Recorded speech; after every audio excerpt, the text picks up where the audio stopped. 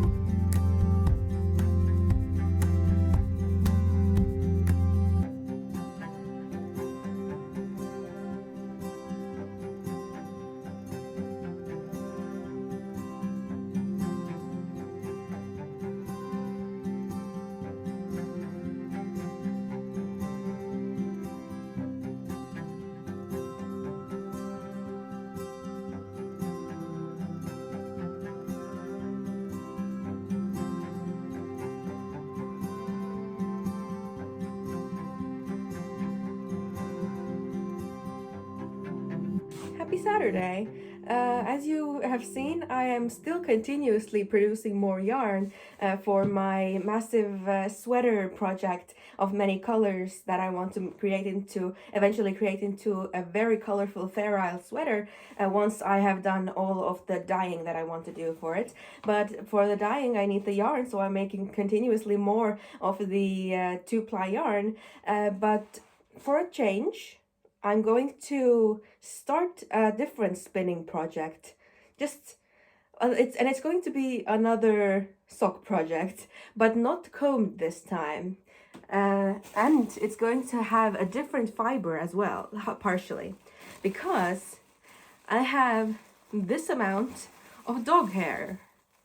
It is very much, it's very packed up because just in case I kept it in the freezer for a couple of weeks so that any possible like wool moths would be destroyed.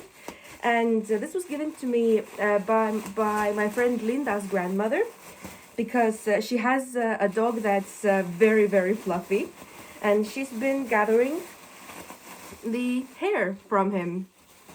So I'm going to try to spin not pure dog hair, but I'm going to start the process of carding dog hair together with the same old Estonian white-headed sheep's fleece, like maybe about like a 50-50 blend, so that I can card up some wool for spinning into sock yarn, but because it's going to be carded, not combed, it's going to be a very different sock yarn from the one that I spun during Tour de Fleece. However, because this is dog hair and I am, like, the thing that I am most allergic to is dogs, I am going, and this also very much smells like dog, and dog smell is not as enjoyable for me as it is for this as the sheep smell is. So I'm going to start this process by, I think I will be taking maybe 2/3 of this and just washing it very thoroughly, like the same way that I wash my sheep's fleeces, just on a smaller scale. So I'll be using the pot that I generally use for dyeing for the washing, and doing it the same way as I do for the sheep's fleece. So I'll be using the DIY veil, which is just fabric from the fabric store, and separating a bunch of this in here. But I know that she told me that there is also some cat hair here, but I'm not sure like what part of this is the cat hair. So I think this is all the dog hair. And there's like some nearly destroyed bags of it too. Yeah, I'm not sure which parts of it are cat hair.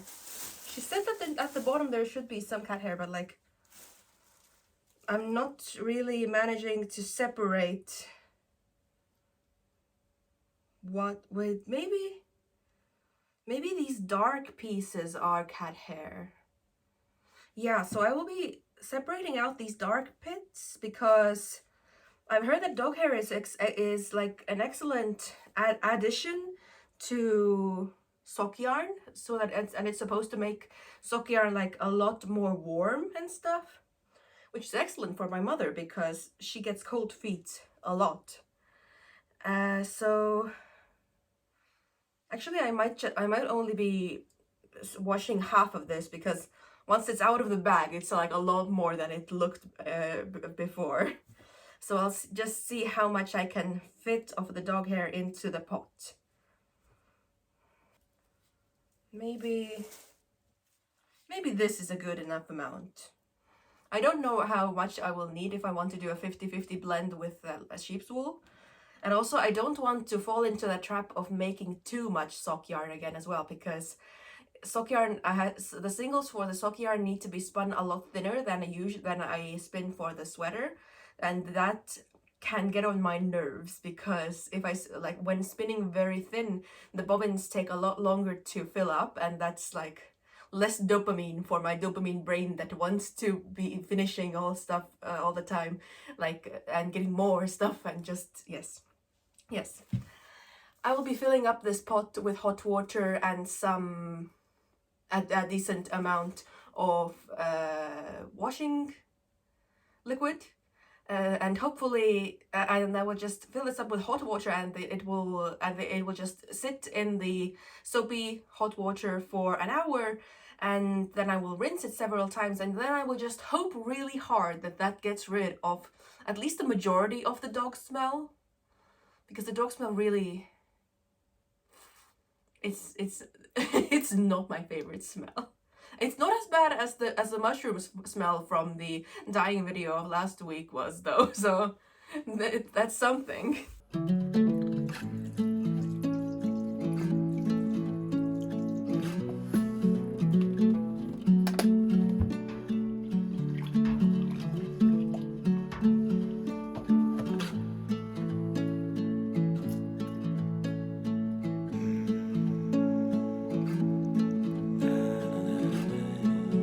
And while the dog soup is sitting there, I will be walking the chickens.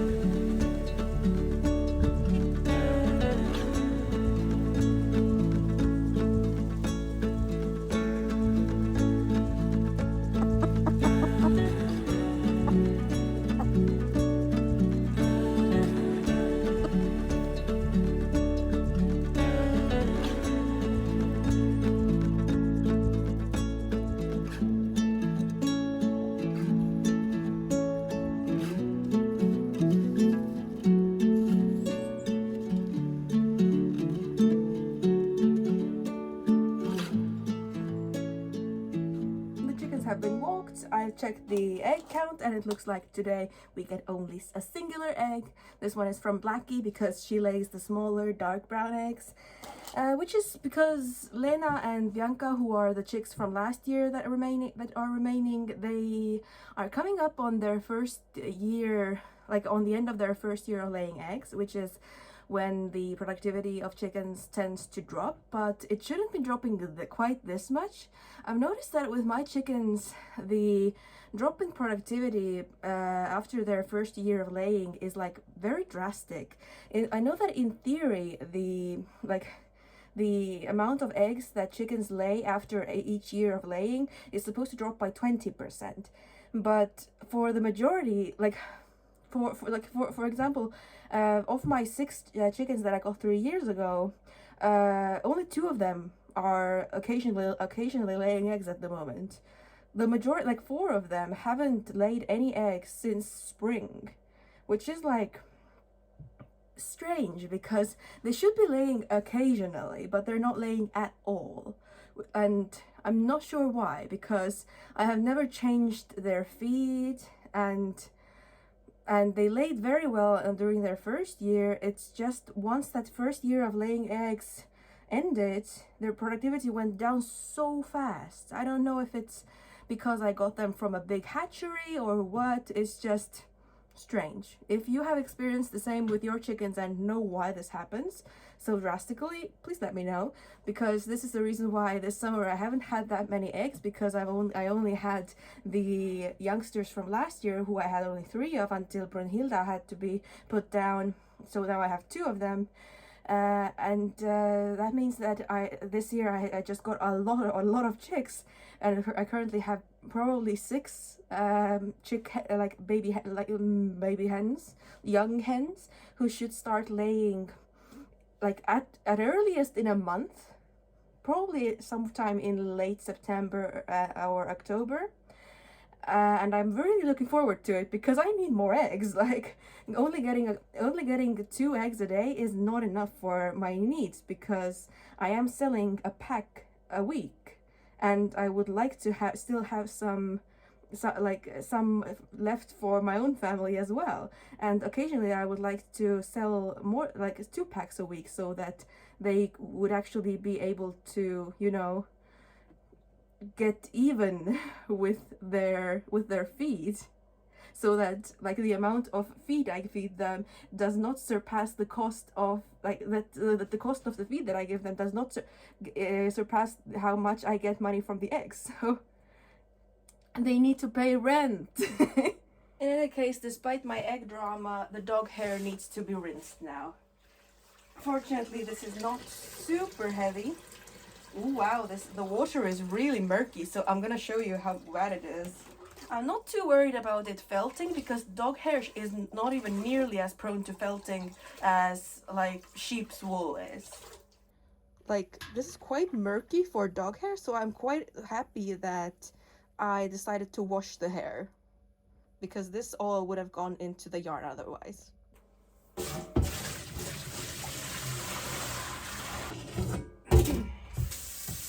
And now we rinse. Okay, it is sometime later and I am quite wine tipsy, and I have finished dealing with the rinsing of the dog hairs.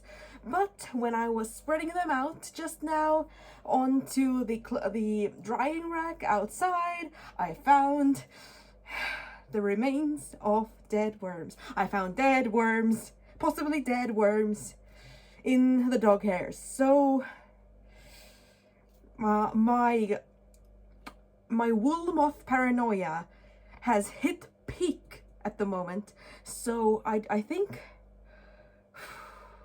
in order to deal with the paranoia immediately, I need to calm down. Okay, I know that freezing the dog hairs was a good idea, because that gets rid of the life in any possible wool moth eggs. However, I was not ready to find actual worms in there. So, just in case that the freezing is not enough to cut off all life from all of the stages of wool moth that might be living in there still, I am just going to go ahead and boil it. I'm going to boil the dog hair, and if anything survives it, I will be very surprised, because boiling should get rid of any possible worms and like moth worms. Ooh, I hate this. I wanted this to be easy, but I am now very paranoid. I am feeling the paranoia, and I don't like it. But yes, let's go ahead and boil the dog fur.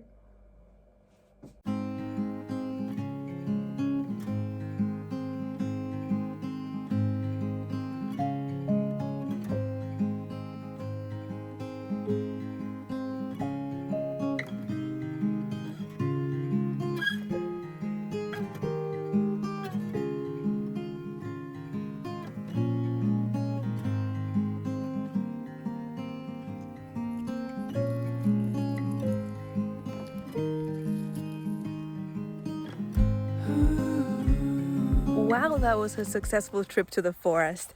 We got my mom found so many of the red dye mushrooms, and that means that tomorrow is going to be another try of getting dye out of the red dye mushrooms.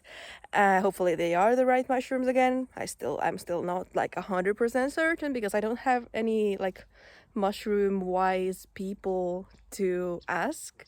So I'm just going to use the same mushrooms. What is up? My chickens are doing something. So yeah, hopefully tomorrow we will actually get some red dye out of the mushrooms and get it onto some yarn. Well, I did not do any mushroom dyeing yesterday because it was therapy day in the morning and I was absolutely wiped after that. But also, I am slightly putting off the dye extraction part of the process, because last time that I took the mushrooms and put them into water and like heated the water up to 80 to 90 degrees to extract the dye, it got wormy. Like the mushrooms have worms, and they have a lot of them there, and this resulted in just a mixture of mushrooms, the dye in the water, and also hundreds and hundreds of teeny tiny white worms that just died because of the heat and then floated in the water. And that's very icky. Very, very icky. And I'm kind of dreading that part of the process. I'm not going to show you the worms because it's disgusting, but just know that that's what I'm going to be dealing with today. And that's like why I'm putting it off a little bit. But I also want to get the red dye. So I'm just gonna do it. I'm gonna put the mushrooms into the water and heat it up. And then I'm just going to remove the dead worms and the mushrooms. And then after that, things will be like okay. Just at some point there will be worms, and I'm dreading that. I don't enjoy worms. So in goes the mushrooms, and in goes the water, and I'm hoping that it will work out this time. I'm going to, just in case, research again over the internet, like if I use the correct temperatures for the mushroom dyeing, because like maybe they're different than with other nature dye stuffs. Okay, yeah, the internet has said that, I mean, according to several bloggers who have died with what I think is this mushroom, that it is supposed to be at like hot water to both extract the dye and to get the dye onto the yarn. So I did things correctly last time, but like I probably would, like, I probably messed up when I boiled the dye solution with the yarn accidentally. So, yes, this is on heat. Going to wait for the worms to die and for it to achieve the temperature of 80 to 90 degrees again, and then I'm going to keep it at the temperature for at least 2 hours. And at the same time, I'm going to be remordanting the unfortunate yarn from the last time that I boiled accidentally with the very light solution of mushroom dye. But yes, because it's going to get real stinky real fast, today is going to be the day that is just going to be accompanied by the lovely sensory experience that is this. So just excuse the sound of the air sucker for the rest of this video. I'm sorry, I'm just not going to turn it off because the stench of mushrooms is disgusting. But I wanted to say that I am really happy that I bought an entire kilogram of alum this spring, because like when I bought this, I was like sure that I was never going to use this entire thing for dyeing yarn, like because I mean 1 kilogram of yarn only needs like 100 grams of alum, so it will be like enough alum for 10 kilos of yarn, and like there's no way that I can spin that much, right? But I've already used like a solid third of the alum that's in this kilo bag. So like, what? Yeah, it pays to be a hoarder sometimes. Okay, the mushrooms have been sitting on the stove for a little bit over 2 hours now, which is a good time to strain them. But before I do that, there is a little chicken chore that I have to do, and it's a weird one. Namely, it is time for Yeva to get a haircut, because she seemed like a little bit more confused about life today when she was on her walk. A couple of weeks ago, she seemed to see fine, like through her hairs, but I'll just give her a weird haircut so that she sees better. Sorry, girl, you're not gonna like this. I know, I'm sorry. Yeah, you don't. Yeah, I know you don't like being pressed up against me, but you'll stay more still like this. See? It's better like this, yeah.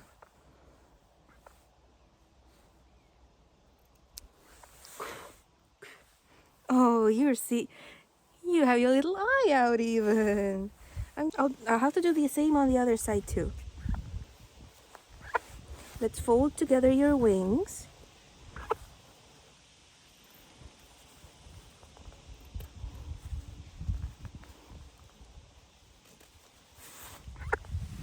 Okay, show me how we are on this side now. We need a little bit more.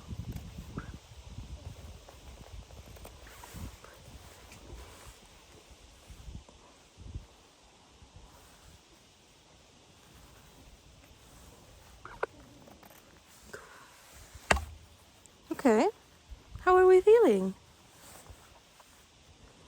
You're okay. Show me your face on both sides now. Okay. Okay, you can see a lot better now. I'm gonna trim your cheek feathers too now. You're okay. I know you don't like being held like this. It's my brother in Christ. You're okay. I'm giving you a haircut. This is nothing to be dramatic about.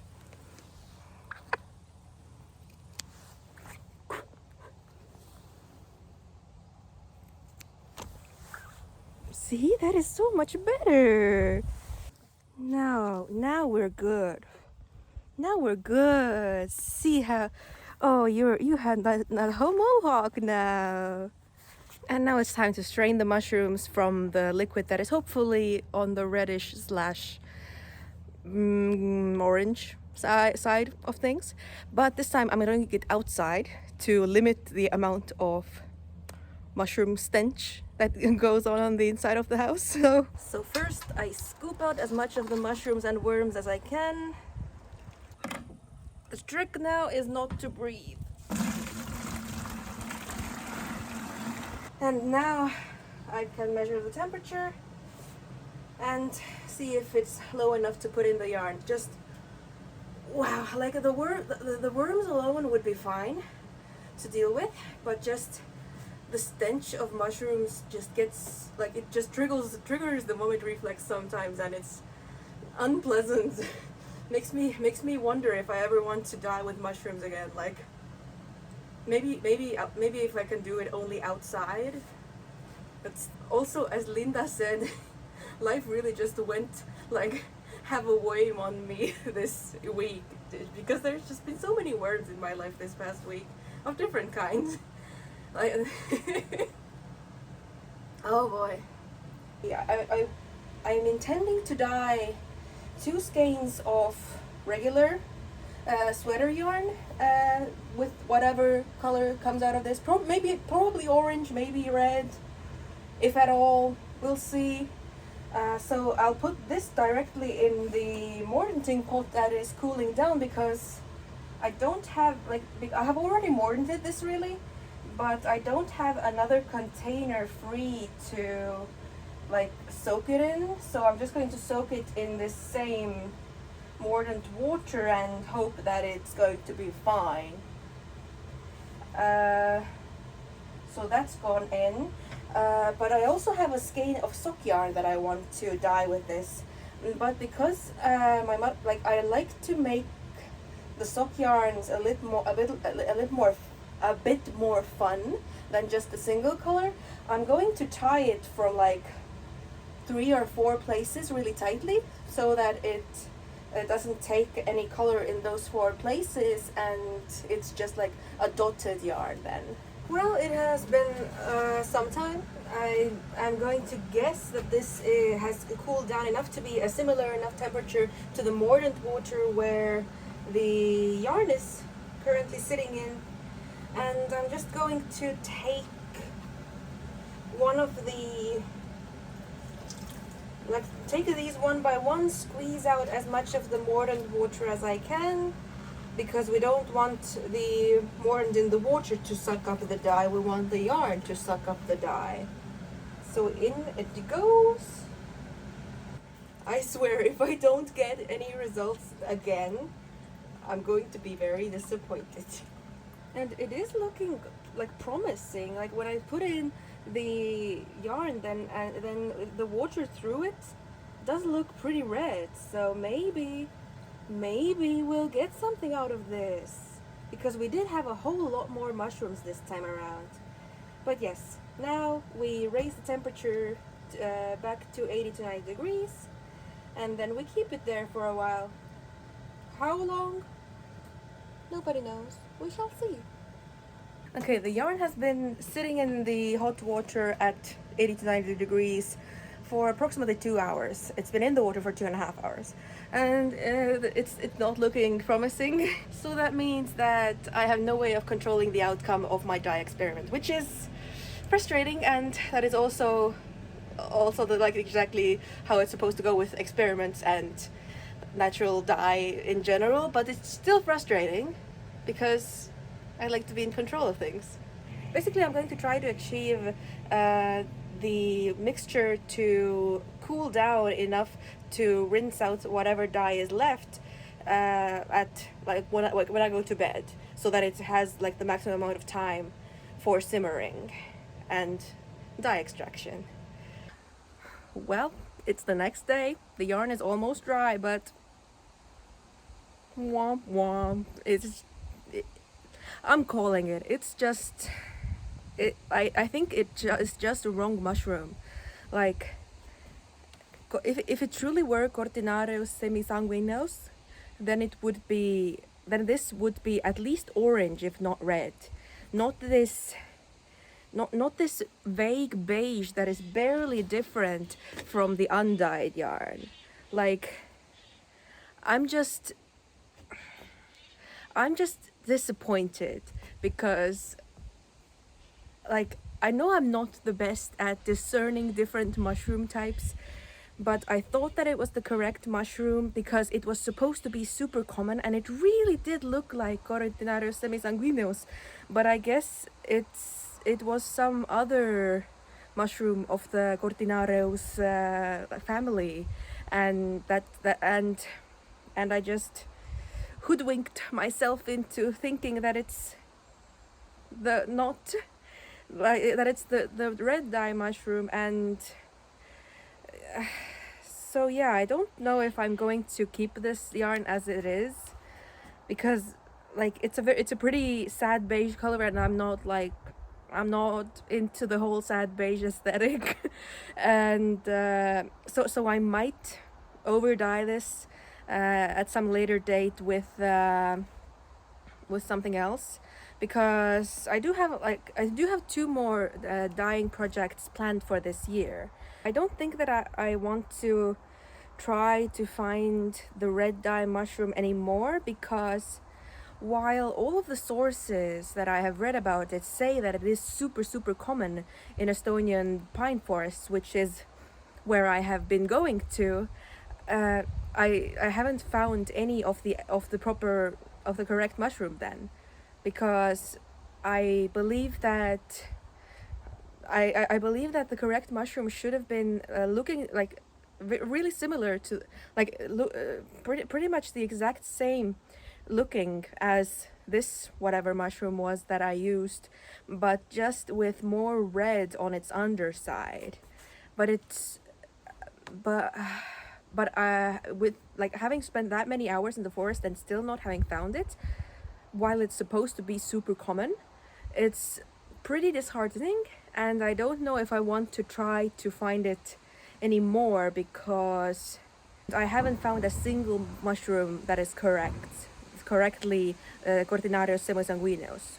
So that means that in order to actually find enough of it to dye like a decent amount of yarn with, I would have to spend a ridiculous amount of time in the forests trying to search for it. So I don't know if I'm willing to put in that much work and likely not end up with any of the mushroom at all. So I think I'm just not going to get any red dye yarn this year. And I'm like, because I am not really willing to like, the only other way that I could naturally get red dye out of the Estonian wilderness is madder root, because it does grow wild in some places. It's not super common, and I'm not sure what madder looks like, but in order to get the red out of it, I would have to dig up the madder roots, and that is like a lot of work.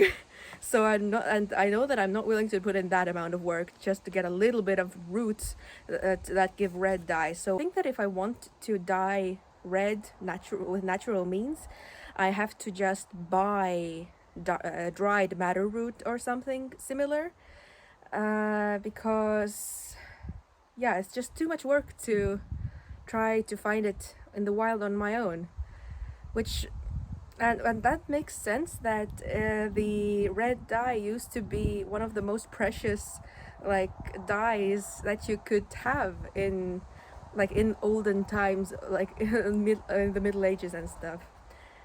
So yes, that has been the conclusion of the red dye experiment. So in future videos, you can look forward to 2 more dye experiments. One of them is going to be with indigo, which is going to be very much of a hassle, and it's going to happen soon because I have already ordered the chemicals that I need to process my indigo into a dye vat. And later on in the autumn, I want to dye with acorns, because that should also be fun. I might actually re-dye this sad beige with acorns, because acorns should give like a more like a nice brown. Or if I change it with iron water, it would make it into like an almost black gray. And yeah, I hope that this has been interesting to watch. And once again, I have set up a Ko-Fi account if you want to at any point support my channel further. Absolutely no pressure if not. It's just something that I have set up because I don't have the statistics to monetize my channel yet. And yes, I hope that you have enjoyed, and I hope to see you in my next video. Stay safe out there, wear a mask. Bye.